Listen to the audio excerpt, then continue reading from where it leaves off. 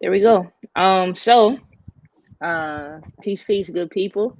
I'm back. This is Dr. Charity Clay back again with another Saturday conversation. And this week I have two more amazing guests. I will introduce myself and let them introduce themselves because I'm sure they can do it better than I can. But this week's conversation is going to be about the influence of Pan Africanism on decolonization on the continent and also the Black Power movement of the 1960s and 70s. But we'll also get into a lot of other things, let the conversation kind of go where it leads. We're happy to have all of you who are joining in. Make sure if you have comments, questions, put them in the chat and we'll address them. For those of you who don't know me, I'm Dr. Charity Clay. I am a critical race sociologist of the African diaspora. I currently teach at Xavier University in New Orleans, and I am doing these Saturday conversations in conjunction with a Pan-Africanism 101 class that I'm teaching. I paused the content, so there's 2 weeks up. I'll put the next 2 weeks. I'll put the next weeks up starting next week. But I know we had a lot of people enrolling late, so I wanted to slow things down to give people an opportunity to catch up with the material, ask any questions, engage, and also catch up on the discussions that we've been having every week.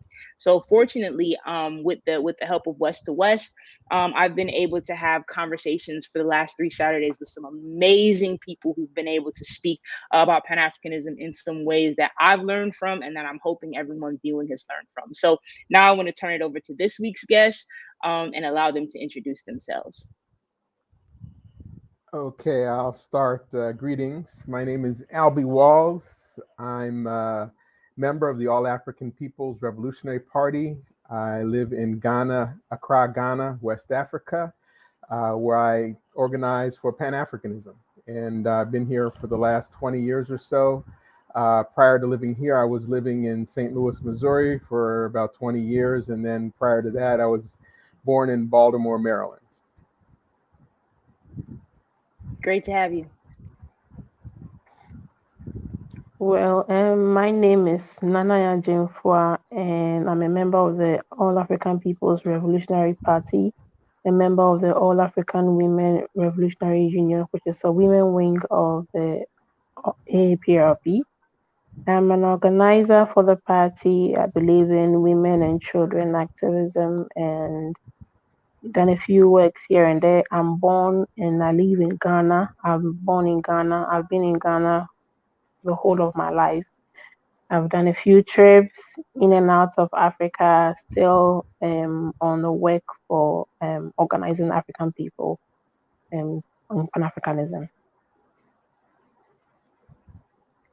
Awesome. Great to have you all. Just for a quick recap of last week's conversation. So last week I was talking with Brother Nee as we start to shift our understanding of Pan-Africanism from the Americas to the continent of Africa. So last week, the last couple of weeks, the first week we introduced Pan-Africanism, then we talked about the development of the Pan-African Conference and Congresses and all the movements, not all, but a lot of the movements in the Americas for the first half of the 20th century. That's like 1900. And we ended with 1945 and the Pan-African Congress of 1945. Last week, we finally shifted the conversation from moving from discussing Pan-Africanism in the Americas to discussing the development of Pan-Africanism on the continent. And we started talking about Ghana and Kwame Nkrumah. So this week is gonna be a continuation of the discussion, fundamentally on the continent with decolonization, but also circling back to how now you have movements on the continent that are impacting and affecting and in collaboration with movements here in the United States. So the first question I want to ask is, why do you think that when we talk about Pan-Africanism, often the continent is left out of the conversations? How does that happen? It's a good question, but it actually happened, in my opinion. Let me phrase it to put that qualifier on it, because though we talked about where we are positioned.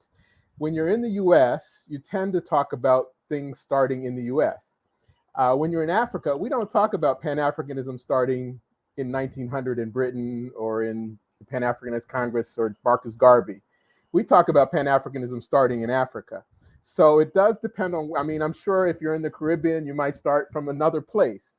If you're in Europe, my lights are flashing here. I hope the electricity stays on here. But bottom line is, I think it depends on where you are, where you're located, and where your frame of reference comes from. So for us in Africa, when we start our discussion about African history or about Pan-Africanism, we don't talk about 1619. We don't talk about 1900. We talk about Africa's development from the beginning, going all the way back to Kemet and ancient Ghana and Songhai and Mali, and the movements, the Zulu nations, all of those movements which we would say were part of a Pan-African, the early genesis of Pan-African development, where Africa was moving to larger and larger entities, nation states, and had it not been disrupted violently by slavery and colonialism, we would probably have a united continent today, or at least much fewer than 55 countries. We'd have probably maybe 10 large regional bodies instead of the 55 that we have now. So our concept of Pan-Africanism starts much earlier than the concept of Pan-Africanism that we're talking about, Henry Sylvester Williams and W. Du Bois and Garvey, etc. So I think that's part of the reason why, it seems a little bit strange to say, why does this discussion start in America or the Caribbean? It doesn't, for us, it doesn't start there. And because there was a lot of things that were happening, we tend to learn about ancient Egypt and Kemet and the pyramids and, civilizations from 2,000, 3,000 years ago. And then we somehow jump to the 20th century. But there was a whole bunch of millennia in there where things were happening, where developments, where civilizations were advancing, societies were growing, technology, we were just developing. And so those, for us, that was really the genesis of Pan-Africanism. And it was disrupted with the introduction of slavery and colonialism. So it kind of moved to a different phase for those of us who were separated. We kind of had to take a different track to try and get reunited with the base, which is Africa. Those of us who were remaining on the continent, the focus became resistance to slavery and colonialism, or decolonization, but it was still part of a continuation of that struggle that had been going on for development, for African unity and African advancement that had been taking place for a long time. So I think that's the reason why, for those of us who learn about Pan-Africanism from the West, we tend to think about it starting from the West. But it doesn't look that way at all when you shift to the other side of the Atlantic and we're looking at it from this perspective. Sure, thank you. I don't know, I can only see you, I can't see myself. Yeah, I hear you, but I can't see you, and I can't see Nanaya either. Yeah, I don't know what's going on, but Nanaya, do you want to comment on the ideas of why sometimes Africa is the conversation about Pan-Africanism? The line is very bad and faint, but if I heard you kind of supporting what Comrade Albie has said, did I get it right? Can everybody hear me? I can hear you now, yes. Okay. Okay, so if you can repeat the question again. Yeah, just if you have anything to add about the reasons why that oftentimes when we start or have conversation about Pan-Africanism, the continent of Africa is left out of those conversations or minimized. Oh yeah, yes. Oh yes. So I would use my personal experience as an example. When I joined or began to began to learn about Pan-Africanism was way back in secondary school, when I joined a Pan-African club, and then that was where I started having the understanding of why Africans are where we are, who we are, and why when we talk about Pan-Africanism is somewhat taught as Pan-Africanism is something that has no relation to the people of Africa, but it's a concept developed outside Africa for us to follow. But I think it's the other way around, because if we are talking about Pan-Africanism, it's about Africans, how African people unite wherever they are on the globe. Therefore, why should Pan-Africanism be considered or be well understood or be discussed mainly out of Africa? it is also another way of if I would use it for the choice of a better word, brainwashing Africans to still feel very inferior about themselves. If you're talking about Pan-Africanism and it's centered about, outside Africa, the best ideologies of Pan-Africanism should come out of Africa, then it's another way of recolonizing or, playing on the minds of Africans to feel inferior and to always think that the best things always come out of Africa instead of having to understand and believing in ourselves that Africans have the power, and so anything about Africa should be of the African, about the African, on the African soil. So that's another level of,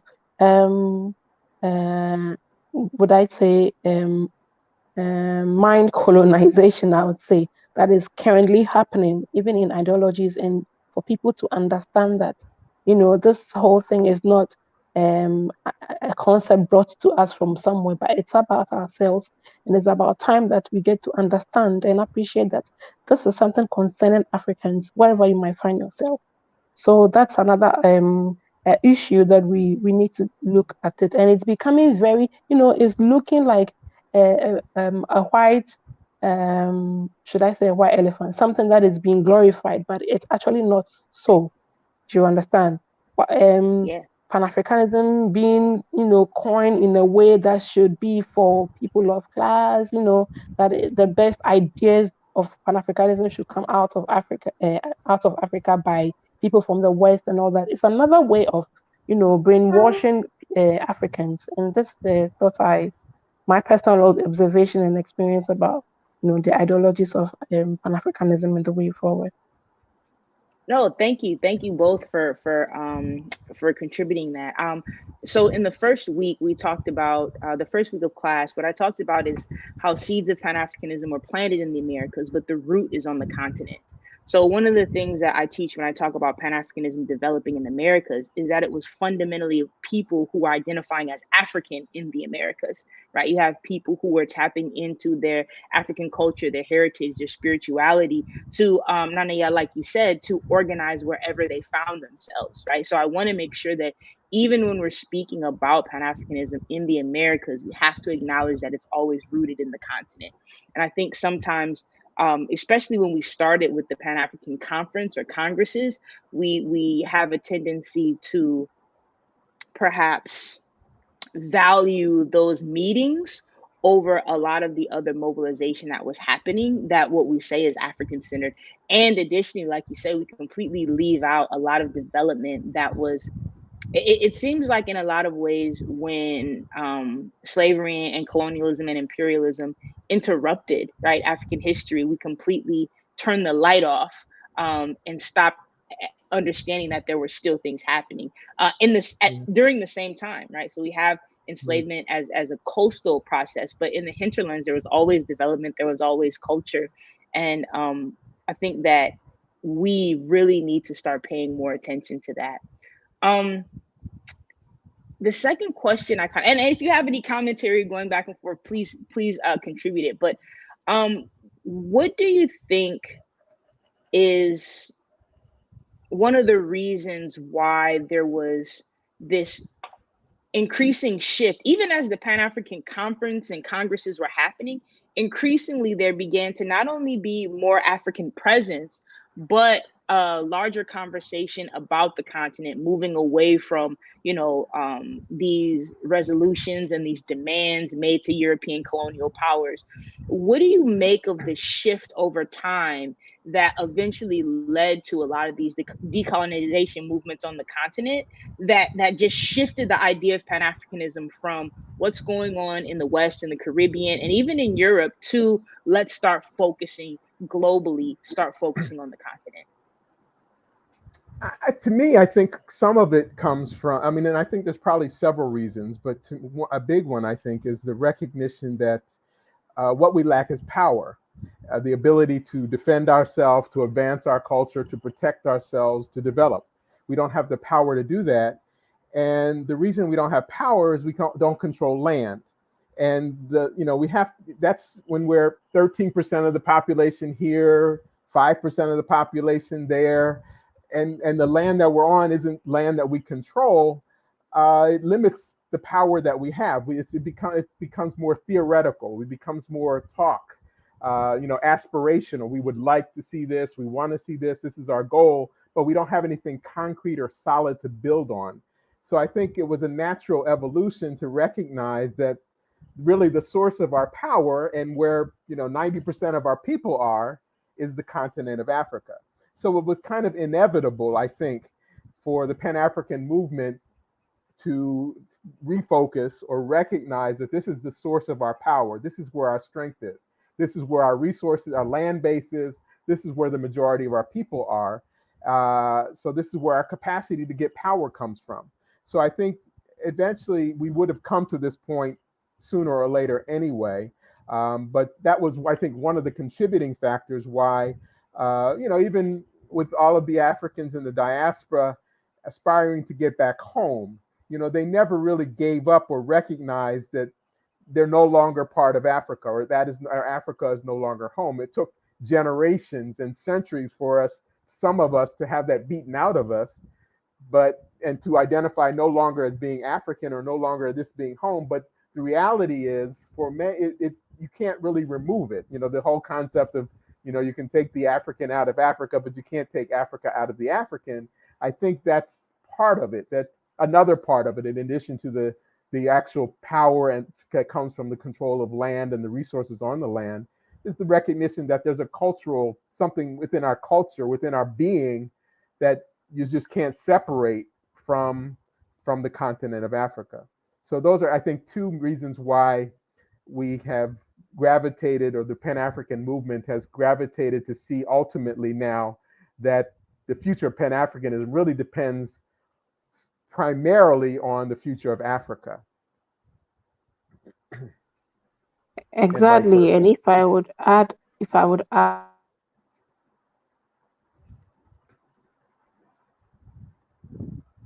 Uh-oh. It looks like Nanaya's line is not too good. Yeah. Hopefully sometimes when it comes back, it catches up everything. But Yeah. I think that's a great point that you made in terms of, and also now contemporarily starting to understand that some of the things that we do in the West are African in ways that we don't even acknowledge. So the idea is that a lot of our culture was still never beaten out of us, right? The way oh, yeah. Can Oh, you start again? sorry. Yes. Welcome So, back. yes, sorry. My internet reception is a bit bad, I think. Everything just went frozen. So, one thing that I would add to what Comrade Albie said is that I always believe, and it's a fact, that power is in the mind, it's in conception. And this is what the enemy knows and understands more better than ourselves, which why the mind is always the first place to tackle with. So you can't take the African out of the African, but you can take the African out of the African soil. This, I understand it to be conceptualized, with the thing about the mind. Wherever you find yourself, you have to believe and know that this is you. Wherever you find yourself, you're an African. And the thing about people who relocated from Africa from one reason to the other, wanting to come back, is because Mother Africa lives in them, and there's no place than home. And so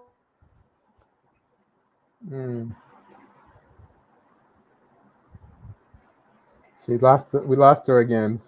I'm sure she'll be back.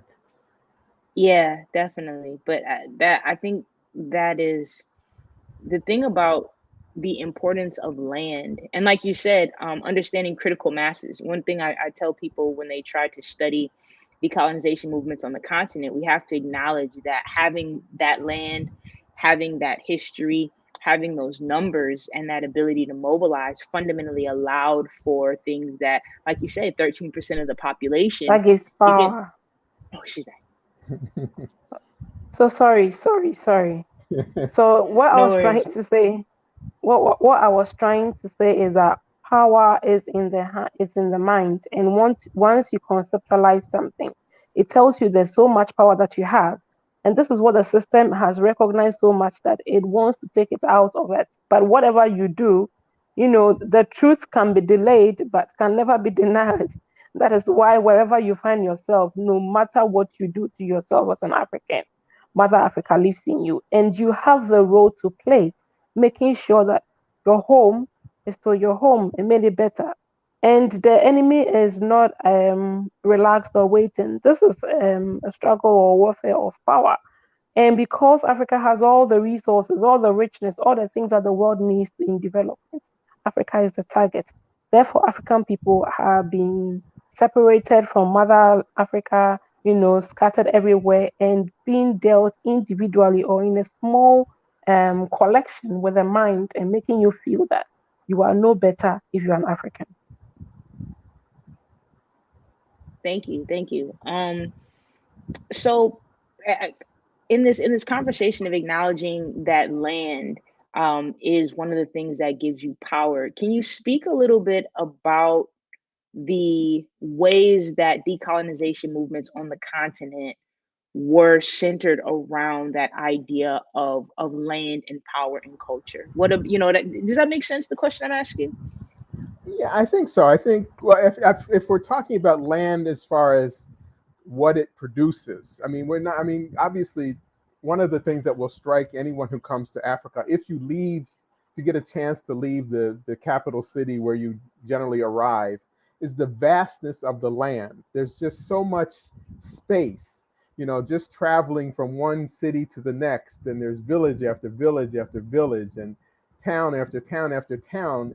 And if you're outside of Africa, the impression that you're given is that Africa is overpopulated. There's too many people. We can't support ourselves. We're just living on top of each other. We're starving because there's not enough food and all of this stuff. We need to reduce Africa's population.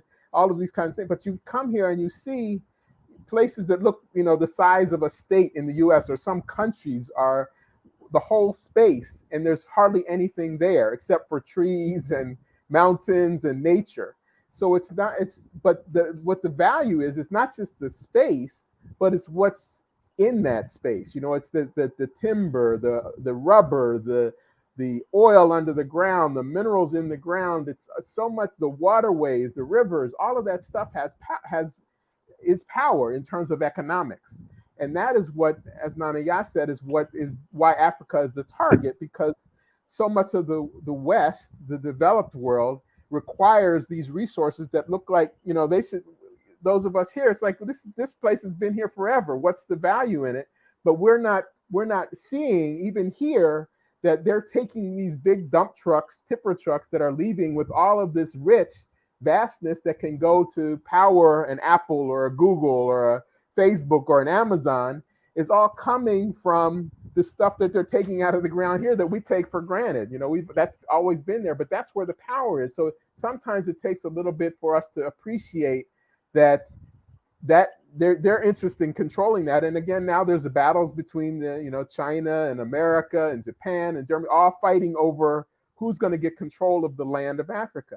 So once we get the control of that, it will dramatically change the whole globe in terms of the economic relations between those various economic powers that exist today and our relationship to them. Instead of developing, instead of having, New York and Dubai and London and all these places looking like they look, and us, we could have Africa looking, if we want, we could develop Africa in those ways. So we would have, freeways, and we would have have the capacity to handle all the traffic that exists. We would have, the hospitals and the schools and the universities, all of those things. The reason they exist outside of Africa is because of the wealth that was taken from Africa, either through colonization or through slavery. So that's, I mean, to me, that's why, the whole focus of decolonization is getting control of that wealth. And I think we're going to talk more. I know we'll go further into this in terms of Pan-Africanism, but it's not, again, then it becomes an issue of how do you organize yourselves to control that wealth? Because it's not just a matter, we talk about, buying black and being united, but there's also an issue of class. We don't want to have a situation where there's 5% of the African population is benefiting and enjoying from all of the wealth, and we still have hundreds of millions of Africans impoverished and living in, deplorable conditions. So that's the other part of the equation of Pan-Africanism that we have to talk about.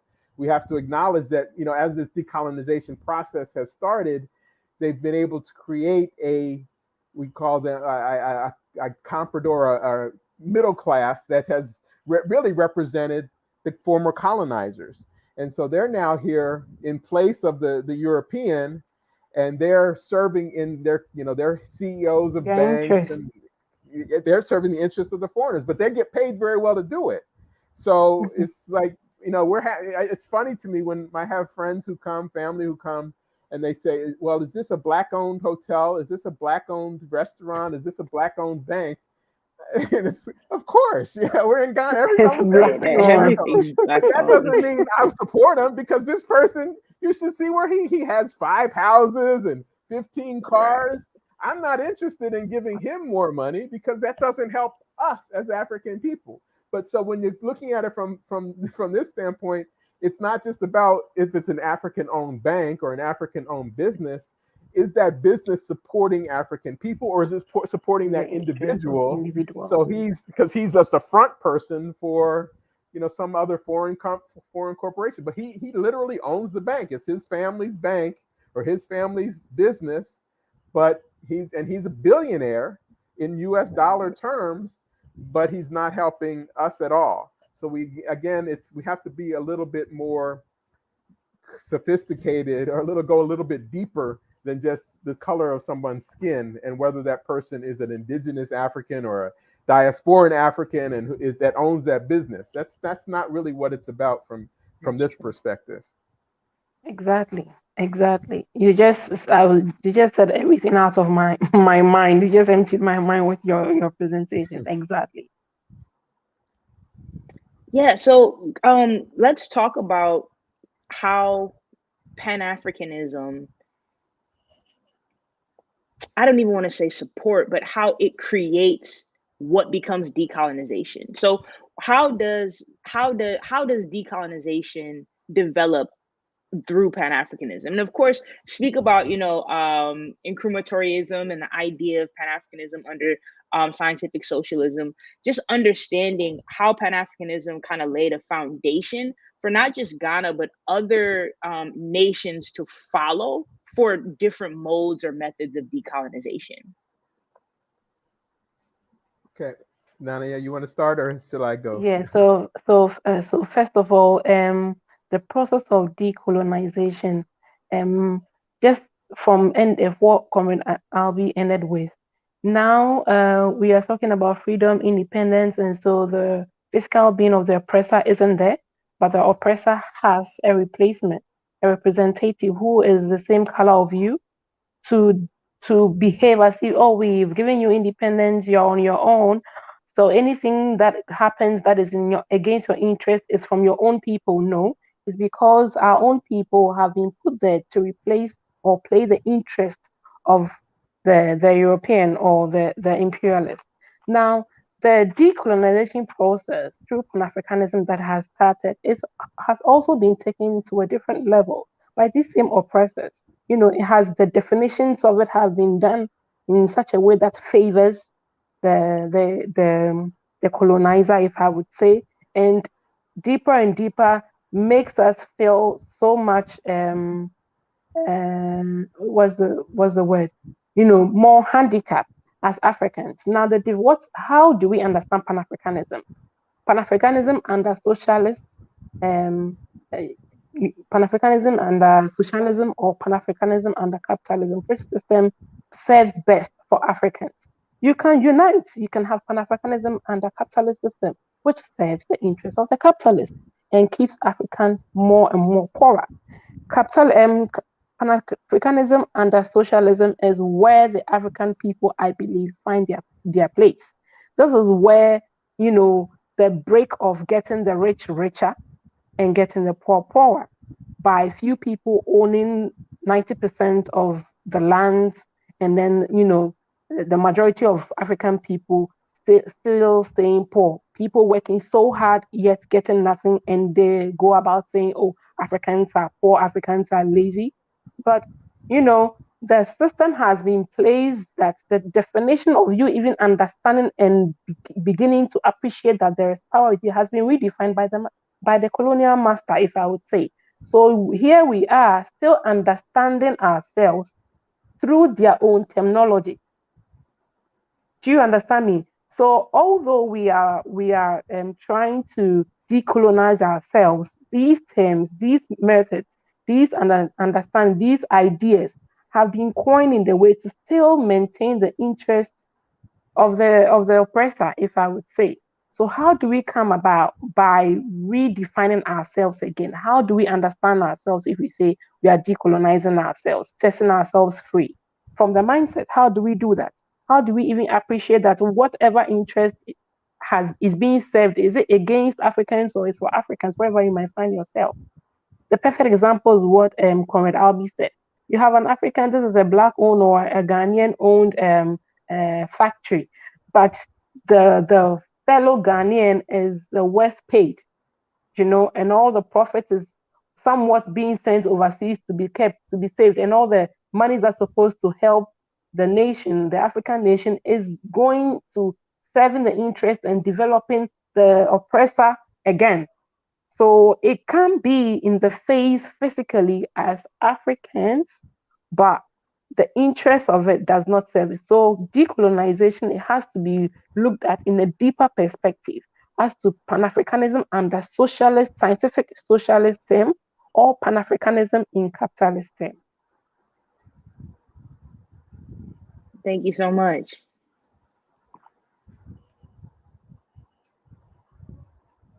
Comrade Albie, you want to offer anything to that point? I mean, she said it very well.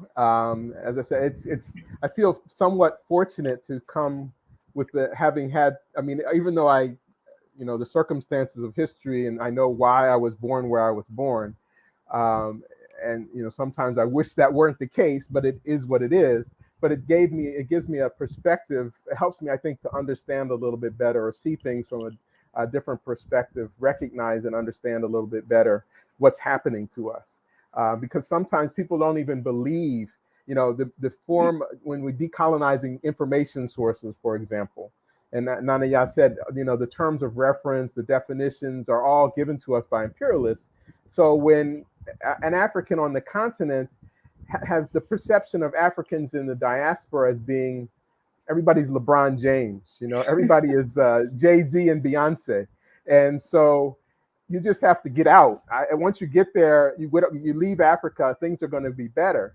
So when I show them, when somebody sees a picture or a film from Eyes on the Prize or a current picture today of homeless people in the US or in Britain, and sometimes, and they can't believe it's true. It's just beyond the imagination that there are people who are homeless in America or people who are poor in Europe. It just can't, it's like, oh, this must be a movie. This must be actors.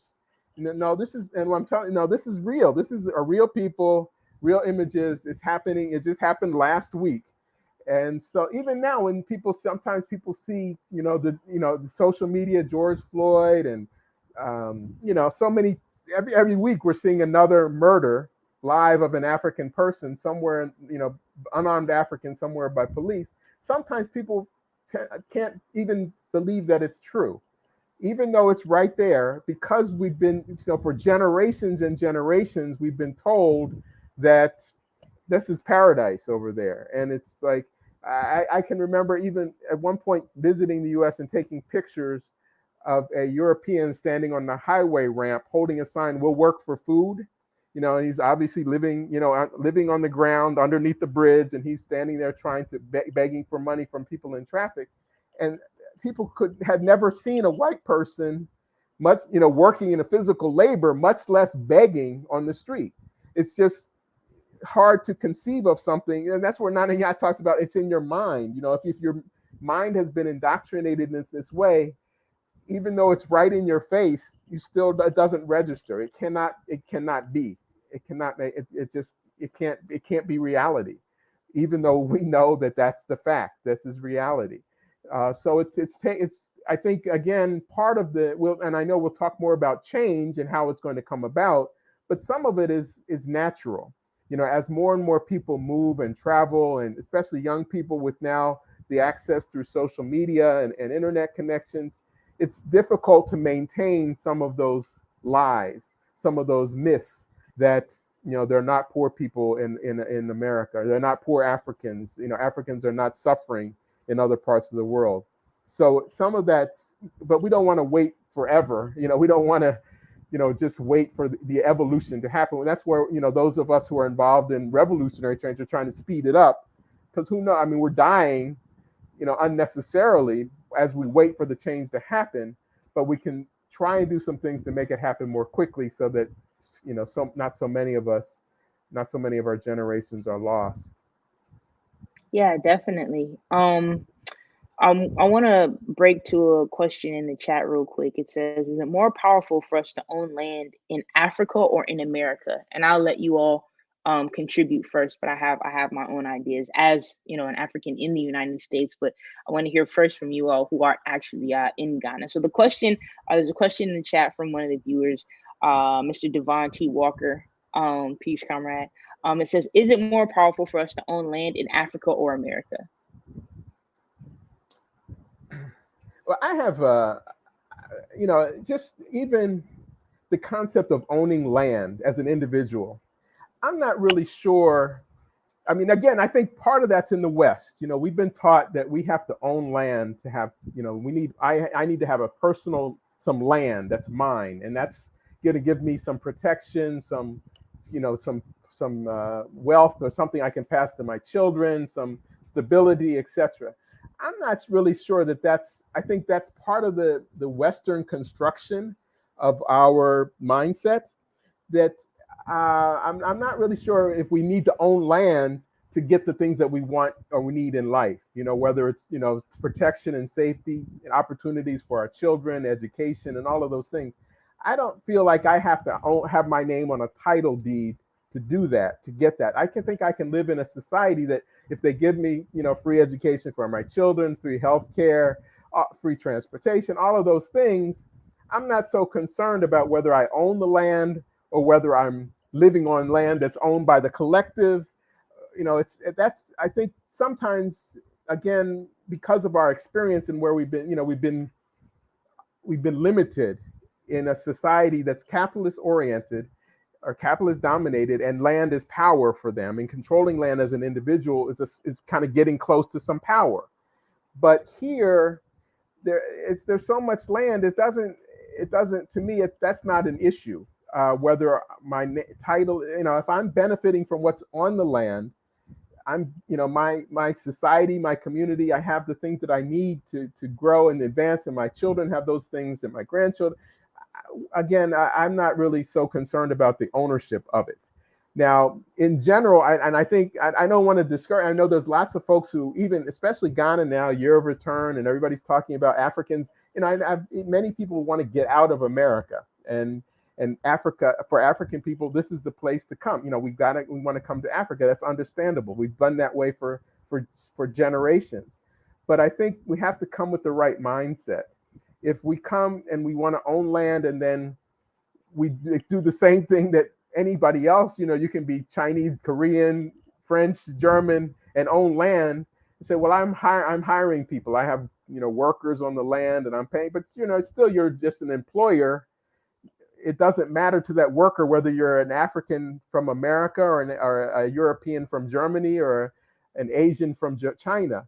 You're just an employer, and I go to you and you give me a salary, and I can use that to pay my rent. But that's not the kind of transformation I think that we're looking for in Africa. So I'm sorry, it's a long way to go around saying, I don't know if I've answered the question or just avoided and raised some other questions, but I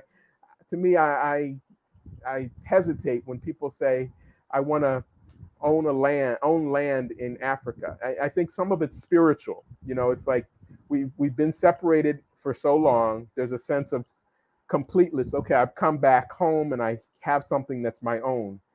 But if we look more collectively, it doesn't matter whether it's not my personal land. It's land that I can live on and do everything I need to do and want to do, but the system isn't set up such that I have to own it per se. For those of us who have lived our lives here on the continent or in Ghana, if I would say, owning a land does not make such an impact in what we are all thriving at, because we have people who own lands and they are worse off. They are worse off. There's no contribution towards what even within the community that they own the lands, they are the worst. So maybe it has some personal or natural touch to people who do not live here on the continent and want to relocate or somewhat have that impact or that connection with Mother Africa. So I feel that if I get a land in Africa, I have kind of touching base, to home where I come from. I feel that's it. But for me, owning lands is in the collective perspective for me. If Africans own their own lands, it is them having that collective power to decide for themselves, not, the African land being owned by Europeans and then they control and manage whatever happens on the land. For example, in Ghana, where we mine gold and bauxite, you have an European company that has concession here in Ghana that is mining bauxite and, destroying the land that are owned by peasant farmers and other small people around the community.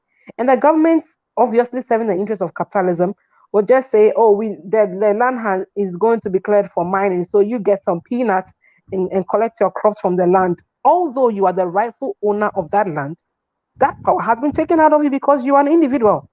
But collectively, if the land belong to the collective community, that collectivism gives the power against any source or anything that will rise against an individual coming to destroy the land because of his personal capitalist interest. So for me, the ownership of land in the perspective of uniting Africa is in the collective term, not an individual thing. People who have individual interests is maybe having their own personal relation to Mother Africa, for which they want to, but it doesn't really have any direct impact in what we are championing. Thank you. I appreciate both of you all's perspectives, specifically being on the continent. I think mine is, I don't want to say it's different, but it's acknowledging, one, our understanding, and I'm speaking as African in the United States, but our understanding of owning land, as you both said, comes from a capitalist understanding of what it means to own land, of what that means in terms of property ownership rights. So I think the idea for a lot of us, for me, my thought is understanding that, like Nanaya, like you said, how European and Asian powers are coming in to own land for capitalist interests. The idea for a lot of us in the United States is to own land as a way to resist or fight back against the land being owned by other powers with intentions to do capitalist and imperialist things. So for some of us, the idea is, well, if we own land, then that's less land for China to own. Not necessarily. Now, here's the thing: there are some of us here in the U.S. that envision the same type of exploitive relationships that we suffer from under capitalism, but instead of being workers, we envision ourselves as being owners. So you do get Black people who want to invest in the continent to become the owners and exploit labor the same way they see Europeans, the same way they see Asians doing, because again, we're locked into this capitalist mindset. But when we talk about Pan-Africanism under scientific socialism, the idea of individual ownership automatically goes out the window, right? Because it's not about whose name is on the land. It's about how we're collectively using the land to support our livelihood, our families, etc. So I think for a lot of us in the United States, it's redefining what the idea of ownership means, because a lot of us can't understand. I've said this multiple times. A lot of us can't understand wealth outside the idea of capitalism. So we automatically think that socialism equals poverty, right? We don't understand that if the collective shares in abundance, right, there is wealth in abundance for everyone. So I think in terms of owning land, not within the capitalist way we think of owning land. But I think that those of us in the diaspora investing in developing communities on the continent, right? Not the same as owning land, but investing in communities on the continent is more powerful than buying land here in the United States, right? Now, if you have an opportunity now, and one of the reasons is because in the United States, ownership still isn't ownership, right? We have things like eminent domain where the city can decide to remove you from your property whenever it feels like there's a benefit to capitalism. And they'll, this is one of the mainstays of gentrification throughout. If you look in Black communities in the United States, whether it be a stadium or a university or a freeway or a rail system, the idea that even if you own something in the United States, the government can still take it from you. Corporations can still take it from you. So I think also a mindset is not necessarily, it's always good to own land, but developing communities on the continent, I think is a better idea than owning in either place. Personally, I think that we should invest in the continent more so than in the United States, because I believe that the sun is setting on this Western empire anyways. What good is it going to be to own land when everything is destroyed, right? So if you have, using spiritual terms, if you have, you have land in Babylon, when Babylon falls, it's worth nothing. I fundamentally think that the shift, Comrade Albie, like you said, because the wealth is there, the space is there, the people are there, the culture is there. If you're looking at moving towards your future, I think that that's fundamentally the place to invest. But I understand that one of the pulls of capitalism here in the United States is encouraging Black people here to continue investing in the United States, right? The United States runs on Black culture, it runs on Black dollars, it runs on Black investment. So of course it's going to look prettier to invest in the United States, because without our investment, the system crumbles, right? So I think that and it's very popular here in the United States in terms of owning land and flipping homes and building. But again, I think it's more powerful, not specifically to own land on the continent, but to invest in developing communities on the continent. I would say own land if for no other reason than to prevent the land from being owned by other colonial powers. But again, that's still looking through the eyes of capitalism. So I think that as we shift more to an understanding of these ideas of scientific socialism, the question of ownership kind of goes out the window. But I understand for people who are still struggling with being stuck in a capitalist mindset, kind of what decisions to make, because it is very difficult to embrace socialism, because we've been so indoctrinated with it being something that is about poverty, it's about despotism, it's about authoritarianism. But when you embrace that, the idea of ownership kind of goes out the window. And that's the beginning of decolonization.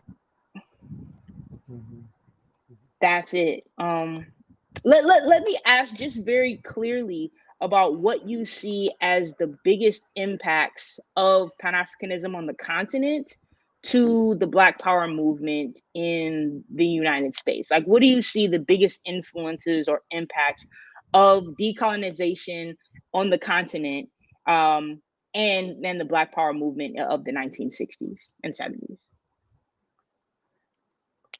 Well, I think there were some very clear and explicit connections that where they fed off of each other. I mean, basically, the development of African consciousness is a global thing. It was happening around the world at pretty much the same time. And I know I think you're talking about Europe next week. But I recently saw a documentary about the struggle of Africans in Britain, and I'm haven't really spent much time there, but I was amazed at the similarities to what was happening in my experience and what I saw in the U.S. and what I see here on the continent as well.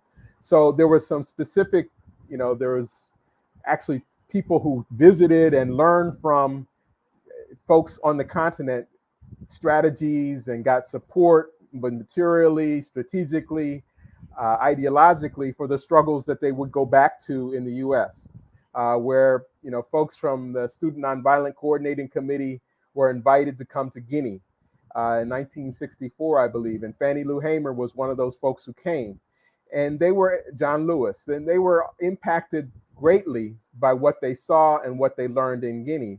And so it very clearly impacted when they went back to Mississippi and other parts of the southern part of the U.S. You could see the impact of what they learned on them there, not only in terms of strategy, but also just in terms of confidence and strength.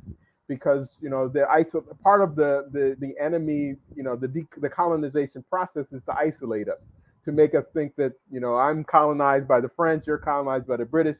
You're colonized in America by the Americans, the Europeans in America, and we all think that we're singly oppressed worse than anybody else could be. And then when you come together, you realize, wow, this is the exact same thing. So there were some concrete examples with with Africans from the southern part of the U.S. who came to West Africa, came to Southern Africa, Africans from Southern Africa fighting apartheid, coming to the U.S. and learning and seeing, publications from the Black Panther Party that are being reprinted in Kenya or reprinted in Tanzania, and then all of that information is being transmitted, and so it's, I guess, a synergy, a strength, a power that we don't even recognize sometimes. That, as I mentioned early on, with the majority of our people and our wealth being on the continent of Africa, I think people could tap into some of that. Even though Africa is portrayed as being, impoverished and having nothing to offer, like a basket case, everybody has to support Africa. In reality, Africa is supporting, not only Western imperialism, but also supporting many of these movements for African power and Black consciousness around the world. So I think, the examples of, Nkrumah coming to power, inviting Africans from America or from the diaspora to come to Africa. So you had Africans from the Caribbean coming here, Africans from Europe, Africans from America, all coming to Ghana to assist in Ghana's decolonization process. They took that experience, and even if others didn't come, they had family members my son is now, or my daughter is in Guinea, my son is in Mozambique, or in Kenya and Tanzania. And so it reverberates. You don't necessarily have to go yourself to be impacted by somebody who did go. And so it motivates and it gives direction to the struggles that you're going through wherever you may be. Because we know not every African is going to come to Africa. It's not possible. It's not even, necessary. But we know that every African will be impacted by Africa, whether they come or not. And we can see that throughout the 1960s, where, this thing was going back to Black power in the U.S. and Black consciousness in Azani with Stephen Biko and Robert Sobukwe. All of those things were feeding on each other. And part of the transmission was the culture, the music of James Brown, I'm Black and I'm Proud, Aretha Franklin, Respect. All of those things were blowing up here at the same time they're blowing up in the U.S. for African people. So again, it was just inevitable that those connections would be made, and it would strengthen both sides. Both on the continent and in the diaspora, we were emboldened and strengthened by that connection that took place.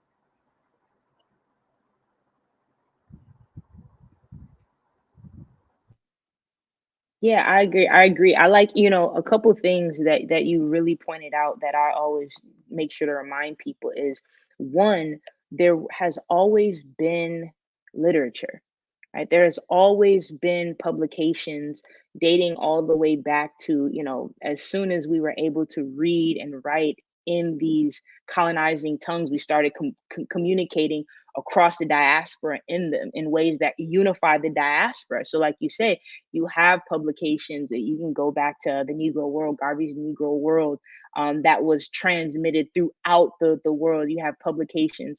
I think one of the things we forget or don't know is how invested we were in the transmission and the consumption of knowledge, right? The ability to see ourselves in each other and connect in these ways through whether it be music, whether it be video, other forms of media, is something that when you think about the technology, then it should be something that we give more credit to ourselves for. And additionally, we're talking about transatlantic travel, right? We're living in the era of travel bans, and I think one thing we underestimate is the, like you say, the idea of isolation, making sure that people throughout the diaspora don't see how connected they are, don't see how connected, if you're talking about apartheid, or if you're talking about Jim Crow, you're talking about the same system in different places. So I think one of the brilliant things that we kind of need to return to is connecting our struggles and our resistance to struggles in the different locales where we are, because we tend to fall into tribalism, and our struggle here is unique to here. And this is one thing that I do credit the umbrella of Black Lives Matter for uniting people all throughout the world and saying, what I'm seeing here looks, what I'm seeing in Brazil looks like what I've seen in South Africa, looks like what I've seen in Oakland, California, looks like what I've seen in London, in ways that open the conversation to allow us to say, if we're going through the same type of struggles, how can we unify in resistance?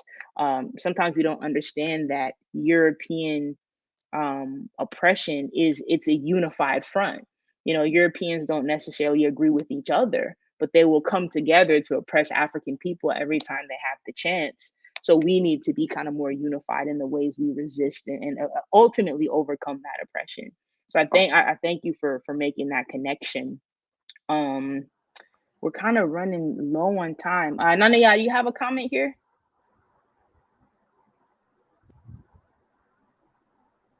You said it all.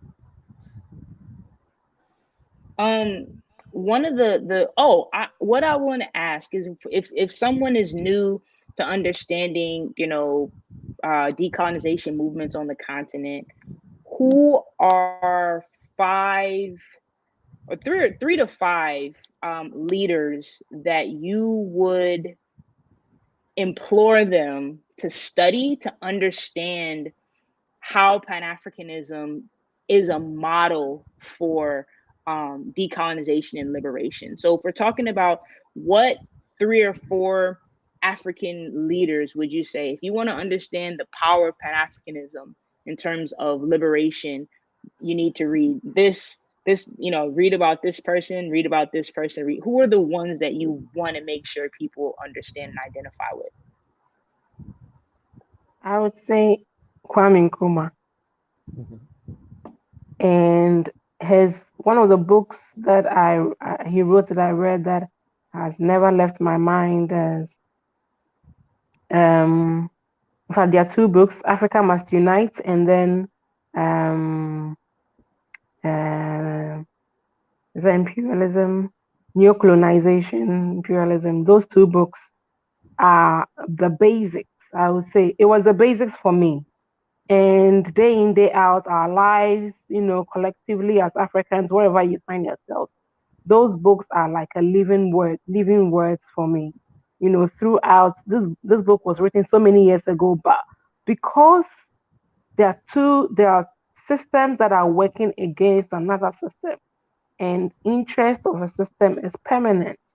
That because of that interest, those words from Nkrumah's books are just living, and they are so current that application of them in our perspective is just, I don't know the choice, but those two books should be read as a basic to really understand yourself as Africans, and to understand that, oh, your problem is not different from the other Africans' problem.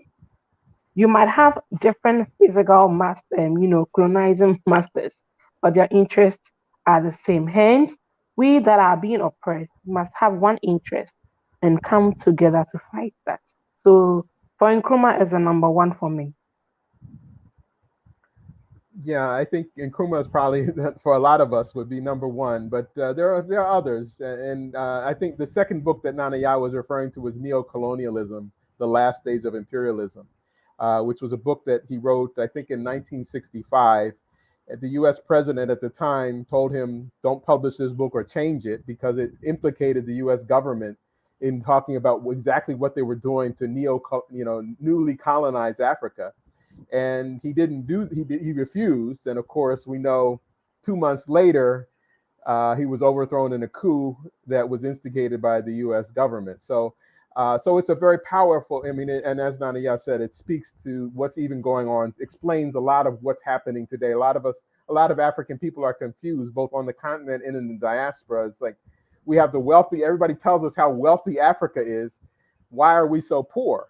And so this book kind of breaks it down in very clear terms as to why that contradiction exists.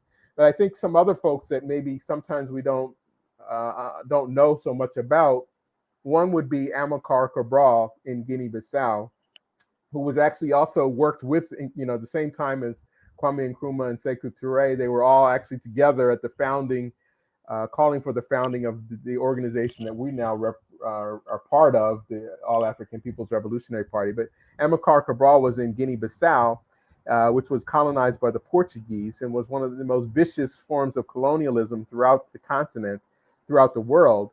But he was extremely articulate, and he studied the people. And he talks a lot about the importance of culture in fighting for revolutionary change. And I think that should resonate for us today, in terms of why you mentioned the role of culture and why there's such an interest in controlling African culture, because the enemy realizes how powerful it is. From the time they wouldn't let us use our drums or wouldn't let us speak or sing our songs, speaking our languages. So they appreciate the power of culture. So I think understanding or studying a little bit about Amilcar Cabral would be very helpful for us today in understanding the struggle that we're engaged with. He also talked a lot, he introduced this term of class suicide, which talks about, the role that some of us who have had opportunities to get education or maybe have a little bit better life than others because of whatever our access to, some of us are always going to break through and they're going to make, we're going to have some opportunities that others don't have. Well, he talks about the role that we have to play, in terms of towards the revolutionary process. We can't sit back and manage and direct and quote invest in things and tell people how to do stuff. We need to commit class suicide to be part of the majority of our people. And so I think that's a very important concept today, especially when we talked about Africa and who owns and controls land. There are many Africans who have vast amounts of land, control vast amounts of wealth, and they're really contributing to the impoverishment of the majority of us. And so they're not on our side, and we need to be able to recognize who is really representing our interests and who is representing someone else's interests. And I think that was one of the contributions that Cabral made. And then I guess lastly, I just mentioned Patrice Lumumba, who had a very relatively short life, in that he was killed, before the age of 40. But his courage and his ability to understand and explain what was happening under Belgian colonialism and leading the Congo to independence in 1960, he influenced so many of the other people, Malcolm X and Kwame Nkrumah. So many other people were influenced by Patrice Lumumba. It's, we cannot be inspired by what he did in his relatively short period on Earth. So I'll add that to Cabral and there's so many individuals that we could mention. And I'm sure there's others who we don't know. And just like in the U.S., we talk about Malcolm and Martin, but we know there was a lot of people. It wasn't just them as individuals. They wouldn't be anything unless they had organizations behind them. So all of the people that we mentioned were part of some organized force, whether it was a political party or a grassroots organization, movement. They had some organization behind them that enabled them to do the things that they did, that we even now come today to recognize and memorialize them for their contributions. But it was them as being a representative of a larger collective that gave them that place in our history. Thank you both. For me, it's definitely, Lumumba, it's definitely Cabral, it's definitely Nkrumah. One that is my favorite, I think, and I say this because it changed some of the ways I really understood the continent, is Sankara. For me, Thomas Sankara, in terms of the power, very, very adamant about the importance of women in the movement. Not the first, but very adamant about saying you can't, we can't have any type of revolution. We can't have any type of liberation without elevating and supporting women, but also agriculture. I think that for me, and again, I started reading his works and learning about him early, but forgetting about the vastness of land. One of the things specifically for me about Sankara in terms of agrarian and farming is the cotton production, right? Being a descendant of enslaved Africans, understanding the trauma that comes with cotton production, but the reality that if you move something that's a cash crop like cotton to the continent, and you have self-sustaining farms, the fact that agriculture, right, controlling the food, controlling textiles and things that come from the land, is fundamental to revolution. We can politicize and intellectualize and vote and govern, but if we don't control the food and the thing that comes out of the land, we can never actually be truly liberated, is one of the things that early on he really instilled in me in my understanding of Pan-Africanism. I thank you all so much for joining me. Lastly, if people want to become more interested in the All African People's Revolutionary Party, how can they find you? How can they get involved, to continue building and mobilizing and kind of joining the amazing work you all are doing? And if you have any, things going on right now that people should be aware of, please let me know. Well, I think, we are operating in many different countries around the world. We're all learning what UTC and GMT means, and so we can all be on the same, when we schedule a meeting and we have folks from eight different time zones, we're having to become, it's a whole different aspect of Pan-Africanism that we're understanding and learning now. But the best way to reach us, for, I'm not sure, wherever your audience is through our website, our international website, which is AAPRP-INTL.org, AAPRP-INTL.org. And they can reach us from wherever they are in the world through that website. Nanaya and I are organizers here in Ghana, but we have other chapters throughout the continent of Africa and Europe, as well as in North America and the Caribbean. So we definitely would welcome anybody to, or even just check out the website. There's lots of, a YouTube channel, links to, so even some of the names that we've mentioned, videos of Thomas Sankara, books and excerpts and speeches from everybody from Kwame Ture to Kwame Nkrumah to Sekou, all of that is available. So hopefully it can help introduce or inspire, encourage some folks to go in some different directions and to learn some more about this vast and important Pan-African movement, because for us, it really is the future. It's, if we, there's a common saying, Pan-Africanism or perish, Nkrumah said, if we don't unite, it's under Pan-Africanism, our future is nothing. So we really want to encourage folks to get involved, and don't feel like, if it doesn't all come together right away, that's okay. But we want to, because even now, especially with this, I know for sure, the oppression that Africans are facing in the diaspora in the U.S. in particular, and it's hard. But you don't want to come home without being prepared, because you can come home and be confused, and it leads to negative consequences. You find it, you point your fingers at the wrong person as being the enemy, is why you're not successful here in Africa. and you say it's because of such and such is, you know, is not honest or whatever, not recognizing that there's a system in place here that works the same way the system works in the US. So if you don't understand that, it can lead to a lot of confusion and frustration and discouragement. So we really, you know, it's really important. If you don't read, at least you can still study, you can still listen to their, you know, their words are now available on the internet.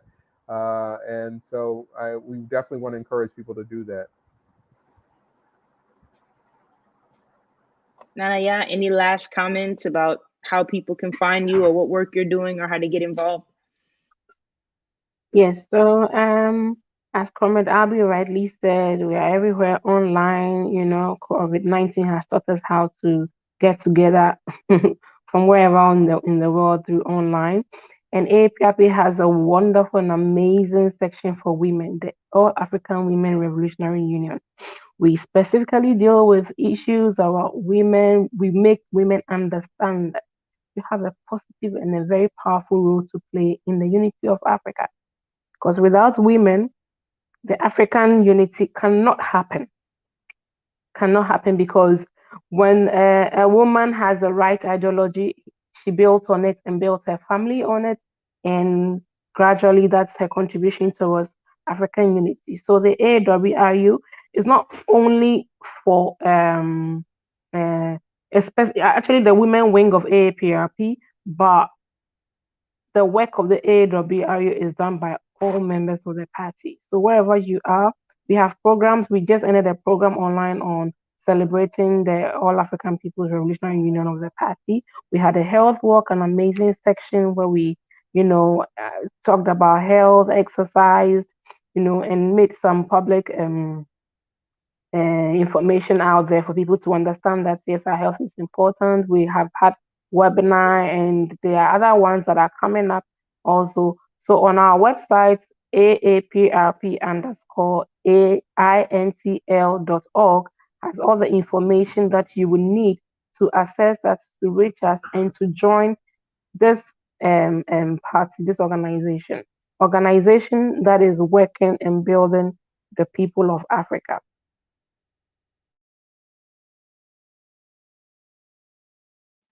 Thank you both so much for joining me. Thanks for everyone who tuned in this week. Content will go up for the next weeks of class. Next week, I'll be joined by my comrade in the UK to talk a little bit more specifically about the impacts of Pan-Africanism on Black identity and Black liberation and resistance in Europe and in the Caribbean. As always, I hope everyone has an amazing week. Blessings to you all, comrades, and peace. Peace and forward. Forward ever.